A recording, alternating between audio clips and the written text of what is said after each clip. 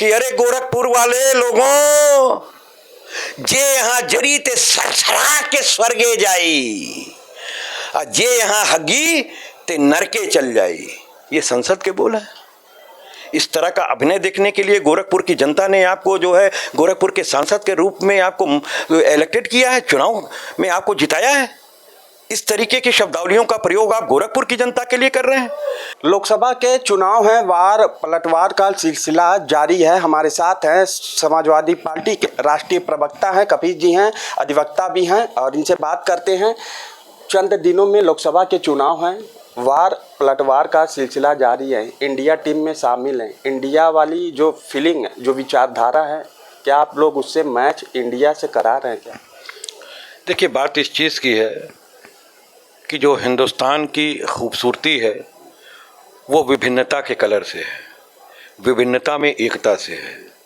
ठीक उसी तरीके से जो हमने इंडिया गठबंधन हम लोगों ने बनाया है, उसमें आप देखेंगे कि भारत को रिप्रेजेंट करने वाली सारी बड़ी पार्टियां हैं, जिनके पास मौसिब में उठ पाती रही हैं, जिनके विधायक हैं, सांसद हैं, राज्यसभा के सांसद हैं, पार्षद हैं, नगर निकाय, नगर निगम, सब में उनकी अपनी एक प्रतिनिधित्व है। लेकिन वहीं भारतीय जनता पार्टी में कहने के लिए 41 दल हैं। भारतीय जनता पार्टी स्वयं को छोड़ दे तो 40 दल का वो लकड़ी लेकर के चल रही है और कहती हैं कि मोदी जी जो हैं वो चुनाव जीत रहे हैं, 400 सीट पार होंगे, 370 भारतीय जनता पार्टी पार होगी। तो अगर 370 की कुवत मोदी जी में अकेले है और 40 दल मिला करके 30 सीट के लिए उन्होंने गठबंधन बनाया, और मोदी जी के जो गठबंधन में गैर लोकतांत्रिक व्यवस्था है, उनकी मीटिंग भी सिर्फ एक हुई, उसके बाद ना कोई कोऑर्डिनेटर नियुक्त हुआ, ना प्रधानमंत्री का चेहरा विभिन्न दलों ने मीटिंग करके कोई घोषित किया। उन्होंने स्वयं अपने आप को प्रधानमंत्री का चेहरा नियुक्त किया। और आप उत्तर प्रदेश के अंदर ही देख लीजिए कि जो राजभर साहब उन्हें पानी पी पी के आशीर्वाद दिया करते थे कि इस देश का सबसे झूठा प्रधानमंत्री है नरेंद्र मोदी, वही कहते थे। समाजवादी पार्टी इस तरह के शब्दावलियों का न पहले सपोर्ट करती थी, ना आज कर रही है। लेकिन दोहराना तो पड़ेगा कि वो कहते थे कि प्रधानमंत्री विश्व का सबसे झूठा प्रधानमंत्री है। योगी आदित्यनाथ की क्या औकात है, उनको तो उनकी औकात याद दिला देंगे, भीख का कटोरा थमा देंगे, भीख का ट्रेनिंग सेंटर खोल देंगे, चल सन्यासी मंदिर में। आखिर ऐसे व्यक्ति को फिर भारतीय जनता पार्टी को क्यों अपने साथ लेना पड़ा, उनकी चरण पादुका पे क्यों लोटन पोटन होना पड़ रहा है? इसका मतलब है कि भारतीय जनता पार्टी बुरी तरीके से चुनाव इस देश के अंदर हारने जा रही है, जिसकी सुगबुगाहट उनको पहले से पता है, क्योंकि वो सरकार में उनके पास आईबी से लेकर के सीआईडी और लोकल इंटेलिजेंस से लेकर हर तरह की व्यवस्थाएं हैं, जिनसे उनको पता चल चुका है वो बुरी तरह चुनाव हार रहे हैं। इसलिए भरसक जो चंदे का धंधा चलाया था, उस पैसे का उपयोग वो विभिन्न पार्टियों को तोड़ने में कर रहे हैं। जो भ्रष्टाचार में जिन पर आरोप लगाते हैं, उनको अपनी पार्टी में ला करके वॉशिंग मशीन में धो लेते हैं। तो ये तमाम चीज़ें हैं। और भारतीय जनता पार्टी के अतिरिक्त जो हमारा इंडिया है, उसमें आप देख लीजिए सारे प्रमुख दल शामिल हैं। सारे प्रमुख दल ने 2 हम लोगों की जो है एक साथ जनसभा हो चुकी है, मुंबई के अंदर और दिल्ली के अंदर। सभी लोगों ने अपनी बातें कह दी। हम लोग चुनाव की तैयारी में पूरी तरीके से उतर चुके हैं। लेकिन हाँ, इस देश का लोकतंत्र जो ईवीएम पर टिकता है जा करके, उनमें से 20 लाख ईवीएम 2016 और 2018 के बीच गायब है। और प्रधानमंत्री जी को ये बताना चाहिएगा कि वो ईवीएम आज तक मिसिंग क्यों है, अभी तक बरामद नहीं हुई और उसका क्या इस्तेमाल हो रहा है। ओपी राजभर को इसका मतलब आप बिन पैनी का लोटा समझ है, क्योंकि ओपी राजभर जी खुद कहते कि नेता जो होते हैं दुम मुहावा साफ होते हैं। आपको भी मतलब उनका शब्द जो लगता है मैच खाता हुआ दिखाई दे रहा है। नहीं तो जो व्यक्ति स्वयं अपने बारे में कह रहा है, उसके बारे में हमें क्या कहना है? वो तो हमेशा इस बात को कहते रहे। और देखिए, राजनीति की सूचिता यह है कि कोई खेत और मेड़ की लड़ाई नहीं है कि जिसमें कोई व्यक्तिगत लड़ाई की जाए। राजभर साहब ने जो भी अटैक्स किए, चाहे वो हमारे साथ रहते हुए या हमारे विरुद्ध, उन्होंने व्यक्तिगत अटैक किए हैं, जो कि पॉलिटिक्स के स्तर को गिराता। हम उनकी इन बयानों को हम लोग नहीं सराह सकते हैं, चाहे वो योगी आदित्यनाथ जी के लिए दिया गया हो, चाहे माननीय राष्ट्रीय अध्यक्ष जी के लिए दिया गया हो, या प्रधानमंत्री जी के लिए दिया हो। निश्चित रूप से वो एक बड़े बोले नेता हैं। उन्होंने तो अभी घोसी के इलेक्शन में, जो विधानसभा का इलेक्शन था, आपको याद होना चाहिए कि वो बुद्धि जो है वो 60 साल के बाद आती है, वो 12 बजे के बाद जगते हैं। एक विशेष जाति के लोगों का आपने अपमान किया था और उस जाति के अपमान में जो भारत की जातियां हैं वो सब एक हो गई, और जमानत जब्त हो गई भारतीय जनता पार्टी के प्रत्याशी को, जिसकी कि राजभर साहब वकालत कर रहे थे, जिसके लिए चुनाव प्रचार कर रहे थे, प्रसार कर रहे थे, और क्या क्या चीज़ उन्होंने नहीं किया। अपने ही चुनाव प्रचार के दौरान अपने ही प्रत्याशी के ऊपर स्याही फेंकवा दिया, हम लोगों को बदनाम करने की कोशिश की। तो ये सारी चीज़ें सामने हैं कि वो क्या क्या कर सकते हैं। जो व्यक्ति ये कहता हो कि योगी के बाद मैं ही सबसे पावरफुल हूँ, एसएसपी हमारे जूते के नीचे बैठता है, डीजीपी से डरने की ज़रूरत नहीं है, बस एक पीला गमछा डालो और चले जाओ थाने में। लेकिन योगी जी के थाने में जब वो गए उनका नेता, तो वहाँ तो उनकी पिटाई हो गई इनके चढ़ाने और उकसाने पर, क्योंकि ये योगी जी के मंत्री नहीं हैं, ये अमित शाह जी के मंत्री हैं, उनके कोटे से नहीं बने हैं। क्योंकि योगी जी में कहीं ना कहीं से एक ज़मीरियत अभी जिंदा है। वो खुद को भिखारी बताने वाले को कैसे माफ़ कर देंगे। और वही नहीं है, हमें तो इस बात के लिए भी बुरा लगता है कि हमारी वैचारिक मतभेदता है योगी आदित्यनाथ से। मेरी इस बात से भी है कि योगी जी योग सिद्ध पुरुष है, एक धर्माधीश हैं, एक हमारे गोरक्षनाथ के जो हैं वो पीठाधीश्वर हैं, उनको राजनीति में नहीं होना चाहिए। लेकिन अगर वो राजनीति में हैं तो क्या इस तरीके से उनका अनादर किया जाएगा किसी व्यक्ति के द्वारा, तो ये हमारे धार्मिक पहलू को भी अगर देखा जाए तो चोट पहुंचती है। बीजेपी लगातार आरोप लगा इंडिया टीम ने बना रखा है, लेकिन इंडिया में जो कड़ कड़ होते हैं वो बिखराव की तरफ जा रहे हैं, क्योंकि यूपी से लगा बिहार हो या कर्नाटक, तमाम ऐसे स्थान हैं जहां पे इंडिया की जो टीम है वहां पे कड़ कड़ यानी बिखर रहे हैं। एक एक जगह से दो दो प्रत्याशी आप ही के इंडिया टीम के लोग पर्चा दाखिला करने जा रहे हैं। मैच खा रहा है या नहीं खा रहा है, किस तरीके? नहीं, देखिए एक बात तो सही है, जब विश्व की सबसे अमीर पार्टी बनने का दावा 9 वर्ष के अंदर सरकार डबल इंजन की होने के बाद भाजपा पेश करती हो, जब माननीय सर्वोच्च न्यायालय इस बात का आदेश कर देते हों कि ये जो गोरख धंधा लाया गया नरेंद्र मोदी जी के नेतृत्व में, ये असंवैधानिक है और इससे भ्रष्टाचार की बू आती है, और भ्रष्टाचार खुल करके इलेक्टोरल बॉन्ड का आपके सामने भी आया कि 22 ऐसी कंपनियां थीं जिन पर ईडी और सीबीआई लगाने के बाद उन पे करप्शन का आरोप लाया गया, और उसके बाद वो 50-50 करोड़ रुपए के बांड खरीदे। आखिर इन पैसों का 7,500 करोड़ रुपए का भारतीय जनता पार्टी ने इस्तेमाल क्या किया?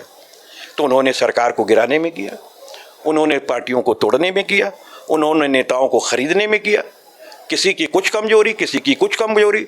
और जब ईडी और सीबीआई और इनकम टैक्स जो है वो एक अनुषांगिक विंग के रूप में किसी सरकार के पार्टी के साथ खड़ी हो जाए, तो निश्चित तौर पे संविधान की तो हत्या हो ही जाती है। तो पार्टी कौन सी बड़ी चीज़ है? आप खुद देख लीजिए कि सर्वोच्च न्यायालय ने कहा कि महाराष्ट्र की जो सरकार गिराई गई वो असंवैधानिक रूप से गिराई गई थी, क्योंकि उद्धव ठाकरे साहब इस्तीफा दे चुके थे, वर्तमान में उनकी सरकार का गठन हो चुका था, इसलिए वो सरकार कंटिन्यू चली। और फिर उसके बाद एकनाथ शिंदे से लेकर के अजीत पवार से लेकर के छगन भुजबल तक पर 70,000 करोड़ का आरोप लगाया गया भ्रष्टाचार का। और प्रधानमंत्री जी ने इसी मध्य प्रदेश चुनाव के में रैली के दौरान कहा कि हम इन्हें जेल भेज देंगे और ये इतने बड़े भ्रष्टाचारी हैं, और एक हफ्ते बाद ही उनको उन्होंने पार्टी में ले लिया। और शिवसेना जिन्होंने उन्हें महाराष्ट्र में एक नाम दिया भारतीय जनता पार्टी को, उनको 2 भागों में तोड़ दिया। यानी ये उसी थाली को में छेद करते हैं जिस थाली में खाते हैं। जिसने इनको बड़ा बनाया उसको ही इन्होंने तोड़ दिया। और आज आप देख रहे हैं जो कि इंडिया से लोग छटक के जा रहे हैं। अगर रालोद की बात आप करना चाहते हैं, जयंत चौधरी साहब की बात करना चाहते हैं, तो जयंत चौधरी जी को तो खुद ही शर्म आनी चाहिए कि वो राज्यसभा सांसद हमारे विधायकों की वजह से हैं। उन्होंने इस्तीफा क्यों नहीं दे दिया जाने से पहले? और सिर्फ इसलिए कि उनके दादाजी को भारत रत्न दे दिया गया, रेवड़ी की तरह भारत रत्न बांटा गया। 1 साल में 1 देना चाहिए तो 1 साल में 6 दिया गया। आप खुद सोचिए, रेवड़ी की तरह क्या उससे किसानों की हालत सुधर गई? क्या जयंत चौधरी जी के जो बाबा थे या पिताजी ने जो सपने देखे थे किसानों के लिए वो पूरा हो गया? क्या 750 किसानों के खून से जो हाथ रंगे हुए हैं प्रधानमंत्री नरेंद्र मोदी जी की, क्या वो मिट गया? क्या वो 5 किसानों के ऊपर जो अजय मिश्रा टेनी के पुत्र ने अजय मिश्रा के उकसाने पर गाड़ी चढ़ाई थी, क्या वो सारी चीज़ें दाग धब्बे मिट गए? और अगर ये नहीं मिटे तो क्या 2022 तक जो किसानों की आय दुगना करने का वायदा किया था भारतीय जनता पार्टी की सरकार ने, क्या वो पूरा हो गया? क्या 4 गुना लागत नहीं आ गई किसानों की? क्या 15 रुपए पर बोतल के हिसाब से आप एक दिन का सम्मान निधि दे करके उनकी बेइज्जती करते हैं, लेकिन एमएसपी पे आप गारंटी नहीं लाते? आपने को तो सुप्रीम कोर्ट को आपने कहा था कि हम विद इन 2 वीक्स जो है वो लेकर के आएंगे, लेकिन आप कहाँ लेकर आए? आपने कहा था कि हम किसानों का जो है वो आयोग बनाएंगे। किसान आयोग तो है ही, लेकिन उसमें एक भी किसान नहीं। तो किसान क्यों नहीं है उस आयोग में? इसलिए हम सारे लोगों की मांग थी जो किसानों को समर्पित करते हैं, और जो टिकैत साहब हैं जो किसान नेता थे उन्होंने इसी मांग को रखा था कि किसानों का आयोग होना चाहिए। वो कहाँ गठित हुआ? साथ ही साथ आवारा पशुओं के रोकथाम के लिए जो टास्क फोर्स गठित करने की बात नरेंद्र मोदी जी की सरकार ने, योगी जी की सरकार ने किया था, वो कहाँ पूरा हुआ?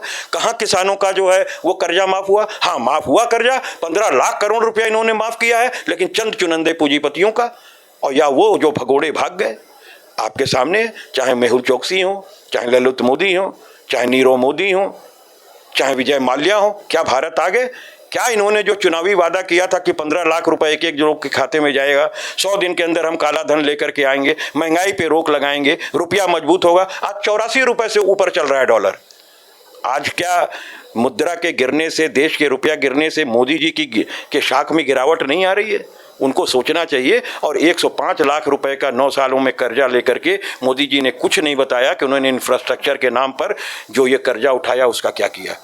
क्योंकि हिंदुस्तान एरोनॉटिक्स इन्होंने दिया नहीं, DRDO इन्होंने दिया नहीं, एम्स इन्होंने दिया नहीं, IITs इन्होंने दिया नहीं, NCRTs इन्होंने दिया नहीं, कोई संस्थान इन्होंने दिया नहीं, इंफ्रास्ट्रक्चर दिया नहीं, तो इन्होंने दिया क्या? सिफत इस बात की है। और घोटालेबाजों की सरकार है। आपके सामने 12,500 करोड़ का ये चुनावी चंदे का जो धंधा सामने आया, ये आपके सामने है। CGI की रिपोर्ट में, कैग की रिपोर्ट के अंदर ये आया कि द्वारिका कॉरिडोर का मामला जो 2,500 करोड़ का है, जो 1,500 करोड़ का मामला आयुष्मान भारत के घोटाले का है, जिसमें जो पुरुषों की गर्भाशय निकाले गए हैं। अब ये तो ताज्जुब का विषय नहीं होना चाहिए, क्योंकि नरेंद्र मोदी जी तो ऐसे ही वैज्ञानिक हैं जो कि नाली के गैस से चाय बनवाते हैं, तो निश्चित रूप से अब पुरुषों के पास भी गर्भाशय होने लगा होगा, क्योंकि नरेंद्र मोदी की सरकार तो उसका निकलवाई पैसा दे रही है। तो इतना बड़ा भ्रष्टाचार जिस देश के अंदर हो रहा हो, उस पार्टी को और उस चौकीदार को आप चोर नहीं कहेंगे तो और क्या कहेंगे? बात गोरखपुर की कर लेते हैं। अब 1 से 1.5 महीने में चुनाव है। जून के महीने में गोरखपुर में चुनाव हो जाएंगे। गोरखपुर लोकसभा की सीट है। काजल निषाद हैं, रवि किशन हैं, अभिनेता दोनों लोग हैं, अभिनेत्री हैं, अभिनेता हैं। अखिलेश जी ने एक बयान दिया रवि किशन जी को कि नचनिया हैं, आप ही की पार्टी की हैं काजल निषाद भी, वो भी अभिनेत्री हैं। क्या लगता है ये शब्द उचित बैठता है, सेम खाता है? क्योंकि आपकी पार्टी की खुद अभिनेत्री भी हैं, काजल निषाद भी हैं, और एक तरफ अभिनेता हैं रवि किशन। देखिए, माननीय राष्ट्रीय अध्यक्ष जी ने जो बात जिस व्यक्ति के लिए कही है, उस व्यक्ति पर यह सही बैठता है। मैं क्यों कह रहा हूँ? आप लोग पत्रकार हैं, गोरखपुर के अंदर ही आप रहते हैं। जिस समय राजघाट का उद्घाटन हो रहा था, क्या रवि किशन जी ने भांग खाई हुई थी? क्या उन्होंने कहा था कि अरे गोरखपुर वाले लोगों, जे यहाँ जरी ते सरसरा के स्वर्गे जाई, और जे यहाँ हगी ते नरके चल जाई? ये संसद के बोल है। इस तरह का अभिनय देखने के लिए गोरखपुर की जनता ने आपको जो है गोरखपुर के सांसद के रूप में आपको इलेक्टेड किया है, चुनाव में आपको जिताया है। इस तरीके की शब्दावलियों का प्रयोग आप गोरखपुर की जनता के लिए कर रहे हैं।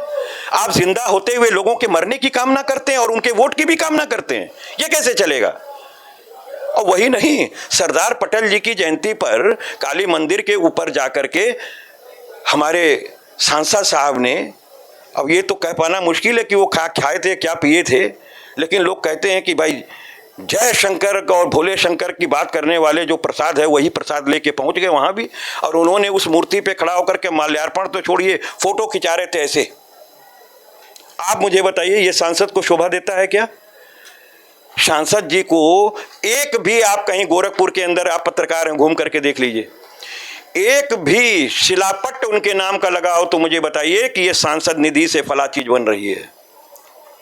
सांसद जी तो केवल एक कॉमेडियन है, और उन्होंने कॉमेडी के तौर पे 2 नाम रख लिए अपने, जय योगी, जय मोदी, जय भोले शंकर। लगता कि कठपुतली हैं।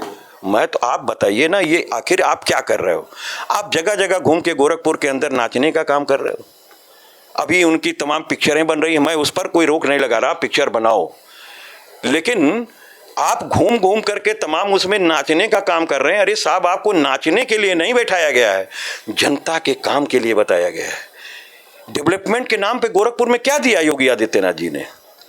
भाई अगर आप कहें चिड़ियाघर तो आपको मालूम है पहले का प्रोजेक्ट है और आज से नहीं चल रहा। अगर आप कहते हैं नौका विहार, तो नौका विहार में मेरा दावा है कि सबसे ज्यादा पैसा समाजवादी पार्टी के समय में दिया गया है। उस समय बोट वोट सब चलने लगी थी, जितनी चीजें थी साफ सफाई हो चुकी थी। हाँ, इन्होंने 35 रुपए सैकड़ा मिलने वाला झालर 3500 रुपए में एक झालर का कीमत दे करके उसका टेंडर और भ्रष्टाचार जरूर कराया है, और पोलों पे उन्होंने 3 रंगा ऐसे लपेट दिया है।